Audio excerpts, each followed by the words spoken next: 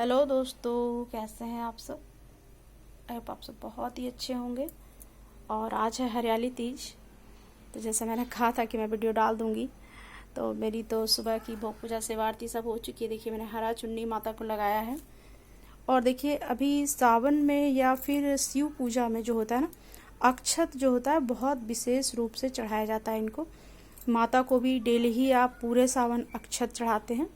तो कहता है कि अक्ष का मतलब अक्ष है, बहुत सारा मतलब उस चीज़ का कुछ अंत नहीं होता। तो इसलिए अक्षत जो है ना, सावन में पूरे सावन चढ़ाना बहुत ज़रूरी है। और देखिए पूजा करने के बाद हमें, और ये हमारे देखिए राधा कृष्ण, जो कि यहाँ भी मंदिर में भोग पूजा से आरती सब हो चुकी है दोस्तों।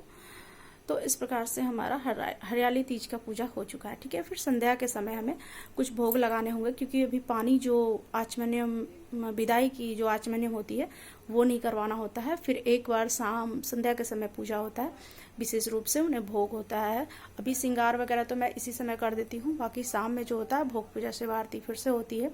और उसके बाद वो रात्रि में विश्राम के लिए जाते हैं। और फिर सुबह फिर दूसरे दिन, जैसे कल 8 तारीख है, 8 तारीख के दिन फिर हम उनका विदाई का प्रोसेस करते हैं दोस्तों। तो उस प्रकार से पूरा विधि तीज की पूजा की होती है और उसके बाद आपका पूजा पूरा होता है।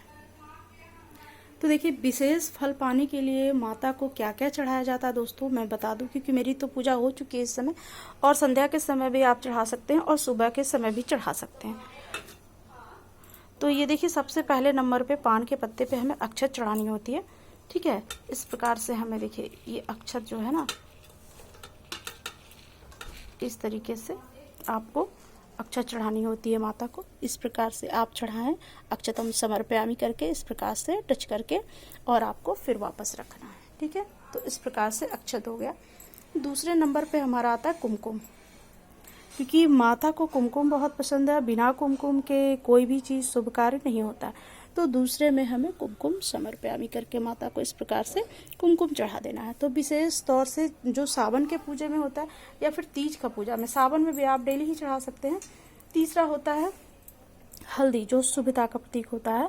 और जैसे कि पुनः मिलन है इनका, तो हल्दी विशेष प्रकार से इन्हें चढ़ाई जाती है शुभता के लिए। तो ये हल्दम समर्पयामि इस प्रकार से चढ़ा करके आपको रखना है।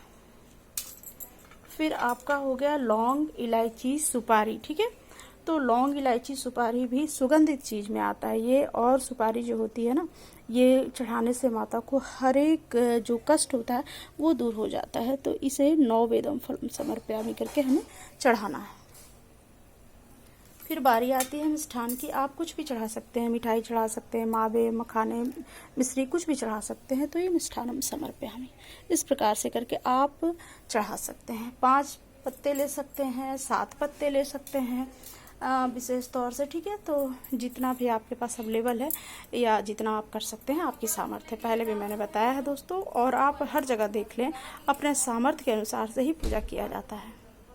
तो इस प्रकार से आप 5 पत्ते पे करके आप उन्हें चढ़ा सकते हैं। और ये है श्रृंगार। ठीक है, जो मैंने कल भी बताया था, हरे रंग का बहुत विशेष तौर पे इस पे, ऐसे आप हरियाली तीज हो या कजरी तीज हो या फिर हरितालिका तीज हो, आप हरे चीज का वस्त्र चढ़ाते हैं, हरा श्रृंगार चढ़ाते हैं, तो माता को बहुत प्रिय होता है। क्योंकि माता का प्राकृतिक रूप है, एक जो माँ का रूप है ना, वो प्राकृतिक का ही एक रूप है। तो इसलिए उन्हें हरे चीज़ों का श्रृंगार, हरे चीज़ों का जो होता है ना, वो बहुत अच्छा होता है। मंदिर में देखिए ऐसे हरे पत्तों से आप झांकी भी लगा सकती हैं, क्योंकि ये दर्शाता है हरियाली तीज है। तो ये आपका दर्शाता है सब जगह हरा हरा प्राकृतिक से जुड़ा हुआ चीज़। ठीक है, तो इन बातों का ध्यान रखें।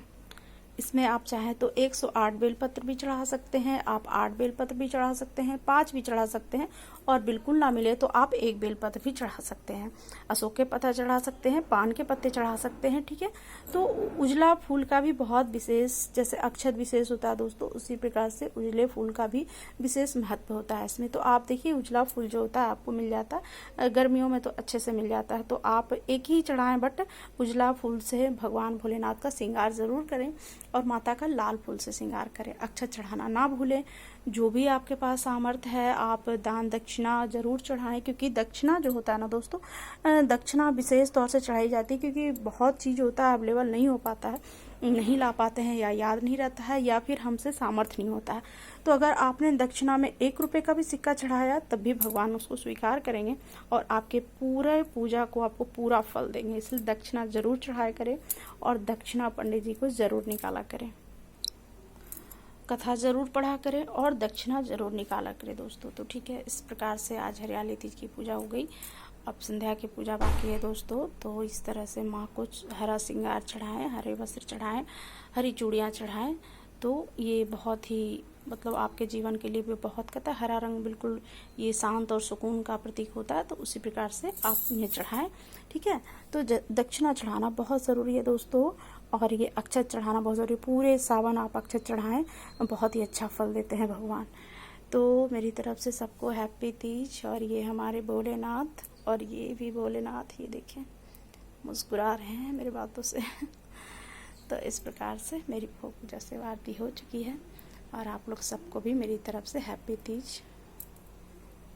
और इधर का भी देखिए, मेरे राधा कृष्ण का भी हो चुका है पूजा। तो अच्छे से करें पूजा।